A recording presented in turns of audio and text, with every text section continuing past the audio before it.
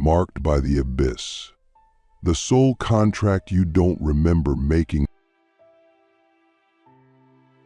There are truths we whisper, and then there are truths we bury so deep that even our dreams dare not speak them. This is one of those truths. Some of us were not sent here to be angels of light. Some of us were forged in the shadows. We didn't come to spread peace, we came to shatter illusions. We didn't incarnate to be comfortable, we came to burn down the false matrix. If that resonates somewhere deep in your bones, if you felt like your path has always been darker, heavier, more intense than most, then this message is for you. Because you might just be what I call the dark chosen one, marked across dimensions, not by light, but by the force that exists before light. We need to start with something honest. This world is not what it seems. The spiritual community often paints a picture of love, light, and ascension, and yes, those things exist. But beneath that, there's a deeper layer. A layer of cosmic contracts, soul warfare, and dimensional infiltration. Not all of us signed up to be healers. Some of us signed up to be hunters, to walk into the dens of deception and tear the veil from inside out. And to do that, we had to carry something most people fear: demonic codes. Not because we are evil, but because we are immune. We are encoded to survive what would shatter others. And that immunity gives us access to dimensions where light cannot penetrate, but truth can. So how do you know if you are one of the dark chosen? The signs are not what you expect. They don't show up in your aura color or your astrology chart. They show up in your life story. The first sign is this: you were born into chaos. From the very beginning, your life had weight. Trauma, betrayal, abandonment, psychic attacks, maybe even near-death experiences. You didn't get a gentle childhood. You got baptized by fire. That's not random, it's initiation. The dark dimensions don't choose the soft-hearted, they choose the resilient. They carve you out early because your pain becomes your portal. Every wound is a gateway to deeper awareness. Every betrayal sharpens your discernment. You were never meant to heal in the traditional sense. You were meant to remember through suffering. The second sign is your ability to see through everything. Lies don't survive long around you. Fake smiles, spiritual bypassing, false light, it all makes your skin crawl. You've probably been called too intense, too cynical, or too negative. But what you really are is clairdarkient. You don't just feel energy, you decode it. You walk into a room and instantly know who's hiding what. You sense corruption before it surfaces. You see the shadow behind the mask. That's a gift from the demonic dimensions, not to destroy, but to expose. You're not here to sugarcoat. You're here to unmask. And that truth-telling energy makes you dangerous to any system built on illusion. That's why people either fear you or follow you. The third sign is your relationship with darkness itself, not as something evil, but as something familiar. You're not afraid of the dark. You rest in it. You create from it. You remember inside it. While others run toward the light for answers, you sit in the void and become the question. You've had visions, maybe even encounters with beings that others would label demonic. But you didn't flinch because deep down, you knew them. Not as enemies, but as old allies. Guide. Initiators. They've tested you, terrified you, maybe even tempted you, but they also trained you. And that training wasn't given to many. It's sacred, it's secret, it's coded, and that code lives in your spine, your gut, your dreams, waiting to be unlocked. Let me ask you something you've never dared say out loud. What if the part of you you've been trying to purge is actually the part you're here to unleash? What if your anger is sacred? What if your darkness is holy? What if your negative energy isn't negative at all but primordial truth? Because here's the secret. The dark chosen are not here to be liked. We are here to disrupt. We carry the frequencies that shake false light out of its comfort zone. We are the ones who walk into temples and expose the rot behind the gold. We are the ones who trigger awakenings through pressure, not peace. And yes, we are often hated for it, misunderstood, cast out. But we didn't come here for applause. We came here for reformation. And nothing reforms faster than truth spoken with fire. The fourth sign is your magnetism. People are drawn to you and they don't know why. Some are obsessed. Others are terrified. You've probably had stalkers, copycats, or people projecting both reverence and hatred onto you. That's not your ego. That's your field. As a dark chosen one, your energy doesn't operate on surface levels. It pulls. It mirrors. It amplifies. You don't just walk into a room, you distort the matrix around you. People either level up or break down in your presence. That's part of your function. You're not here to make people feel safe. You're here to make them feel real. And that power is not something you control. It's something you steward. The more you try to shrink it, the more chaos it creates.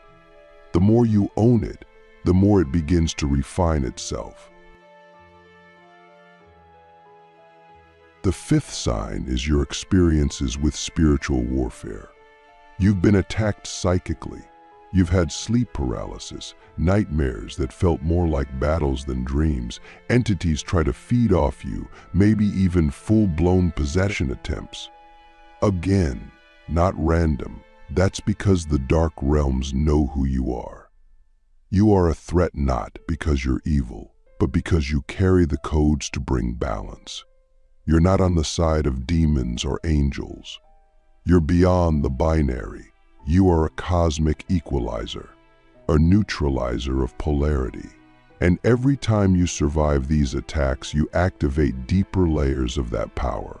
You become more sovereign, more unfuckwithable, more you. That's the real secret. The attacks don't weaken you, they refine you. Until the day comes when those same entities that once tried to break you bow to you. So let me ask you again, but deeper this time. What would happen if you stopped fearing your own darkness and started commanding it? What would happen if you stopped trying to purify yourself into holiness and instead let your shadow become your sword? The dark chosen ones are not here to be clean. We are here to be clear. We are not here to ascend. We are here to descend with consciousness, to walk into the underworld with open eyes and open hands and open contracts. That's what sets us apart. We don't run from the dark. We rule it, not with domination, but with presence. That's why we're feared, and that's why we're needed. Now, if you're still watching, still listening, still resonating, it means the code is alive in you. And in the next part, we go even deeper, into the final signs, into the training, into the laws that govern the demonic dimensions and how you can wield them without being consumed. You'll learn how to walk through hell without flinching, how to make pacts with your own power, and how to rise from your own ashes on command. The infernal crown, how to wield demonic power without losing your soul. If you've made it this far, you've already crossed a threshold most never dare approach. That alone is proof of your resonance. You're not here for surface-level spirituality. You're not here for affirmations and incense. You're here for truth that bites. You're here to reclaim what others fear. But now that you know you carry the mark, Now that you've begun to remember the dark contract your soul signed long before this lifetime, we must speak about responsibility. Because power without clarity becomes corruption, and the one who walks in the dark must walk with precision. You are not just a chosen one, you are a crowned one. And the infernal crown you wear is not made of gold. It's made of consequences. The sixth sign you are the dark chosen one is your capacity to command energy. You've probably noticed it in strange ways. When you speak, people listen even if they resist. When you focus on something, it bends toward you or breaks apart. Technology glitches around you. People feel exhausted or exhilarated after being near you. That's not coincidence. That's energetic dominion. Your field does not just observe, it influences. You are a living conduit of interdimensional frequencies. But here's the test. Can you hold that power without becoming seduced by it? Can you remain sovereign even as others project worship or fear onto you? Because the dark dimensions love to test ego. They will tempt you with influence, attention, seduction. They want to know, will you serve your essence, or will you serve your image?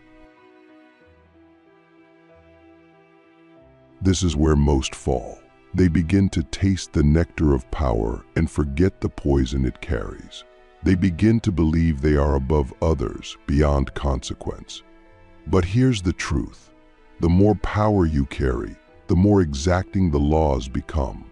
Not man-made laws, cosmic laws. Demonic dimensions are not chaotic realms. They are precise systems of energy exchange. Every pact, every intention, every word you speak echoes across timelines. So if you misuse your power, if you manipulate, deceive, or feed on others unconsciously, it will cost you. Not in punishment, but in retraction. Your gifts will distort. Your field will invert. Your clarity will cloud. That's why the real masters of darkness are not loud. They are quiet, intentional, surgical. They know that demonic power is not about domination, it's about discipline. Let me give you something real. To wield demonic power without losing your soul, you must develop inner contracts. These are not rituals or spells. They are vows of integrity. You must decide, clearly and consciously, what you stand for no matter who's watching. What pain you will transmute. What energy you will never feed on. What darkness you will allow to move through you without becoming you. These contracts become your compass in the void. Without them, you drift. With them, you go deeper than light. You become a being of absolute force, not because you control everything, but because you surrender nothing that matters. That's what the infernal crown demands. Not perfection, but precision of will. The seventh sign is this. You've already died, but you're still here. Maybe not physically, but spiritually, psychologically, energetically. You've undergone ego deaths, identity implosions, soul-level collapses that shattered everything you thought you were. And still you remain, not as who you were, but as something reborn through fire. This is no accident. The dark chosen ones are resurrected beings. We've been to the bottom. We've seen the underworld not as myth, but as memory. And that memory lives in us. It speaks through our art, our silence, our presence. It whispers. You've already survived the worst. Now become the one who guides others through it. That's the real mission, not to avoid hell, but to lead others out of it. Now I must ask you something few ever ask. What if your pain was never meant to be healed, but harnessed? What if your trauma is not a curse, but a map? What if the shadow you carry is not your enemy, but your entry point to power. The world has lied to you. It told you to chase the light and fear the dark. But the truth is, the light without the dark becomes blinding. And the dark, when held with wisdom, becomes liberation. You are not here to be healed into softness. You are here to become unbreakable through truth. And that truth requires that you bow to nothing but your inner code. So here we are. You now know who you are, or at least you're beginning to. You are marked, not for destruction, but for disruption. You are chosen not to be saved, but to remember your power in isolation. And you are crowned not by lineage or luck, but by the fires you've walked through without turning to ash. That crown is invisible, but those who see beyond the veil recognize it, and they will either fear you or follow you. Your job is not to be understood. Your job is to be undeniably true. The weaponized soul. Training for the dark mission you were sent to complete. Now that we've unmasked the signs, broken the illusions, and reclaimed the infernal crown, there is only one path left: training. Because knowing you are the dark chosen one is not the same as being prepared to carry it. The truth is, the universe doesn't care about your potential, it responds only to your embodiment. You can have the codes, the past life contracts, the lineage of shadow mastery, but if you are not disciplined in your energy, you will become unstable. You'll either implode under the weight of your own power or be hijacked by forces that see your untrained field as an open door. This is where most fall. They awaken their darkness, but never train it. They access the void, but never anchor it. And so we begin here. Your soul must become a weapon, not of violence, but of unshakable clarity. The weaponized soul is not reactive. It doesn't flinch at chaos. It doesn't need to prove, persuade, or perform. It knows. And that knowing is its edge. But to reach that state, you must refine your inner field until every thought, every intention, every breath is aligned. That means no more leaking energy into people who drain you. No more explaining your path to those who mock it. No more guilt for breaking away from systems you were never meant to serve. You must move like a sovereign force. You must become ritualistic with your power. Wake up and command your energy. Speak to your guides. Set boundaries with spirits. Program your aura like a fortress. This isn't about ego. It's about energetic hygiene. Because the darker your mission, the cleaner your field must be. There will be days when your power terrifies even you, when your presence alone triggers people into rage or reverence, when entities appear in your dreams, offering pacts, promises, and illusions of grandeur. This is where discernment becomes your sword. Not everything dark is evil. Not everything light is pure. The weaponized soul walks between dimensions with no allegiance but truth. That means you may work with beings others fear. You may enter astral realms others avoid, but you walk in with contractual awareness. You don't beg, you don't barter, you command with respect. And if the being before you cannot meet you in mutual sovereignty, you banish it. Not with fear, but with frequency. Because your field, when trained, becomes your language. Your presence becomes your spell. Your silence becomes your judgment. And here's the paradox you must master. You are here to carry immense darkness, but you must do so with zero distortion. That means no martyrdom, no superiority, no savior complex. You're not here to save the world. You're here to rewire it. That looks like walking into corrupted systems, education, religion, media, politics, and holding a frequency so sharp, so surgical, that the rot begins to reveal itself. That looks like creating art, content, and spaces that transmit codes hidden in shadow. That looks like carrying grief, rage, and ancestral pain not to suffer, but to transmute it into power. You are not broken. You are encoded. Every scar is a sigil. Every heartbreak is a gate. Every breakdown was a ritual in disguise. So I leave you with this. What would your life look like if you stopped trying to heal your darkness and started training it? What if you stopped making yourself digestible to the false light and started living as an emissary of cosmic balance? You are not here to be understood. You are here to be undeniably real. You are not here to be loved by the many. You are here to be recognized by the few, the ancient ones, the watchers, those who remember the sound of your soul when it still echoed through infernal halls. This is not the end of your journey. This is the activation of your mission. Now go. Build your temple, sharpen your will, and step into the world not as a seeker, but as a sovereign force of darkness in service to truth.